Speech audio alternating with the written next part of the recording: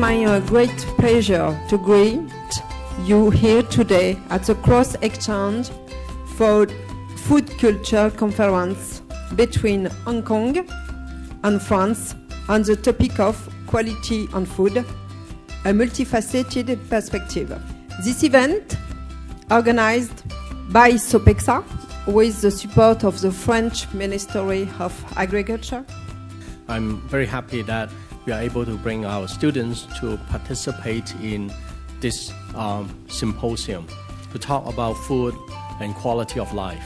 This is possible only because we have a chance to have the Tour University, the UNESCO Chair Project led by Mark, who brought his colleague coming to Hong Kong for a conference last week. And also have to say thank you to another group led by Professor Casey Lum, who brought his student from New York to participate in all these events. I want to speak about alcohol consumption, developing two ideas. The first one is alcohol and the social link. The second one is the gift and the gift back. I want also to say drinking is talking. To drink is always in relation with an openness to the others. Maybe it's why women are not allowed to drink alcohol. 2008, Hong Kong government have waived the import duty for all the alcohol under 30%. French wine is really a key icon in the wine industry. In France, they have a really good system to control the quality of the product which sell to the market and even export. A pleasure to hear you speaking so well of our French wine, French culture, French quality and so on. And it's better when it's not a French who says that our wine is the best of the world. Depends on the price. Mostly among the college students, we are looking at the French culture as a very pioneer, very avant-garde, and very inspiring. Using movie, using film to talk about yourself, talk about the society, and bring you to a more kind of in-depth thinking about all different kind of issue. And then I can even share with my students and fellow friends. Thank you. I heard also that you say that alcohol and specifically wine make people happy. It's a good thing, I think. That yeah, of course.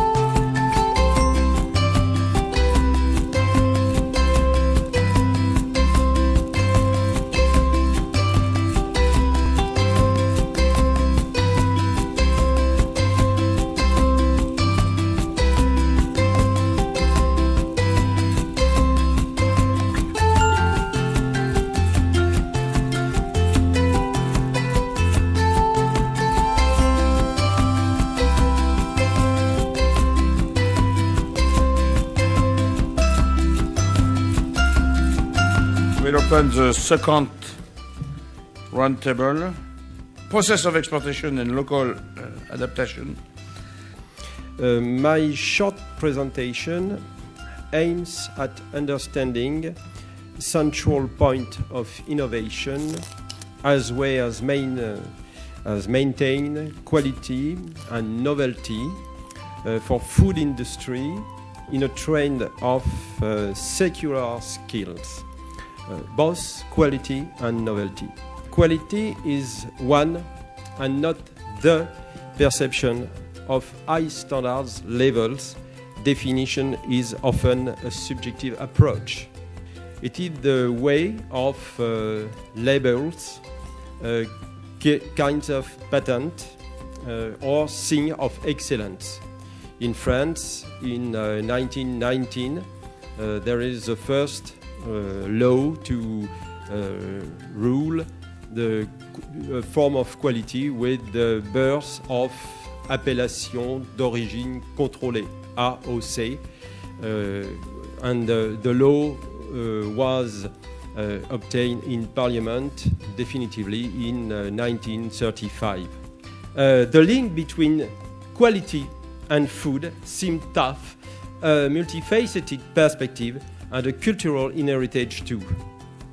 Today I would like to give you an overview of French cheeses.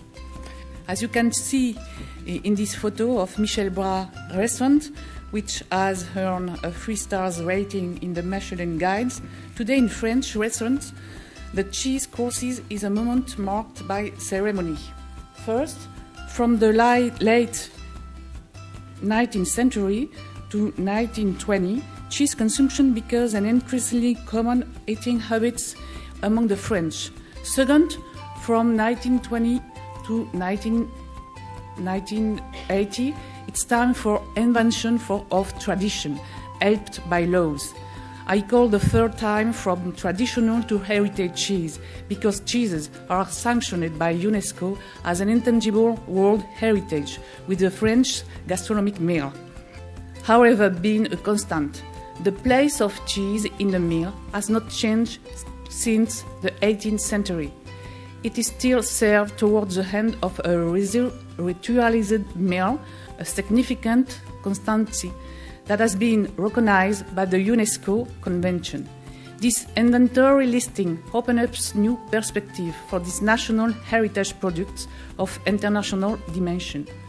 A wonderful achievement that the French encyclopedist would certainly have approved of. I think this presentation really is going to be about mushrooms, but first of all I'm going to show you some more pretty pictures. Now, you talk to a farmer, and this soybean on the left, he says, "What's that?" And here's the famous Yunnan piggy.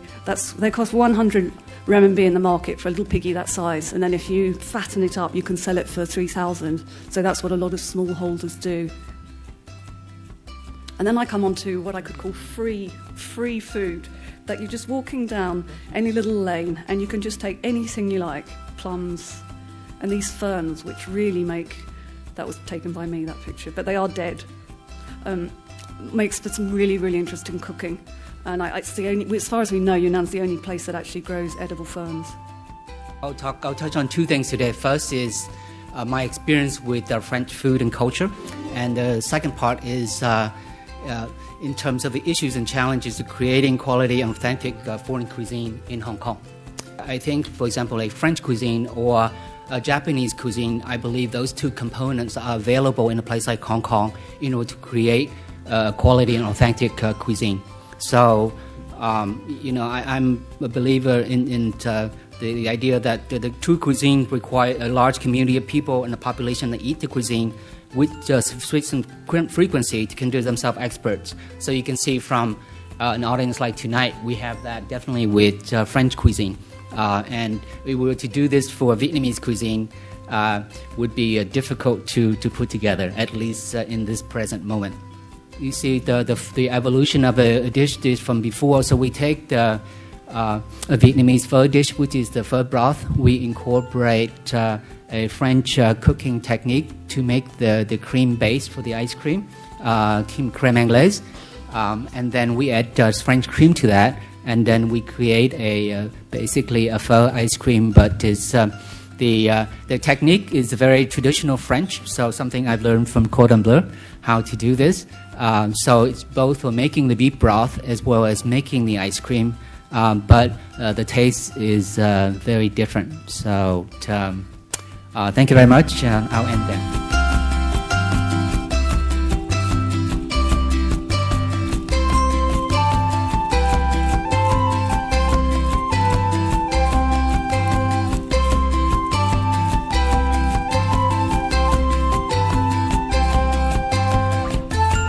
Just want to thank you all.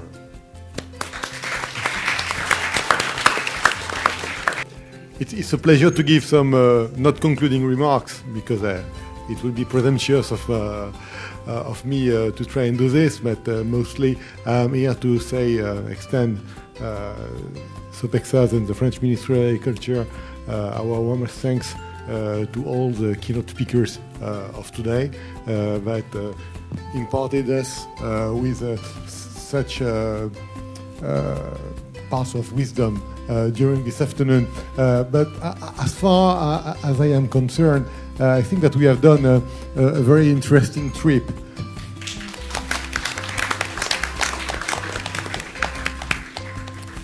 I look forward to our teams and ourselves to serve you again here in Hong Kong. Merci beaucoup.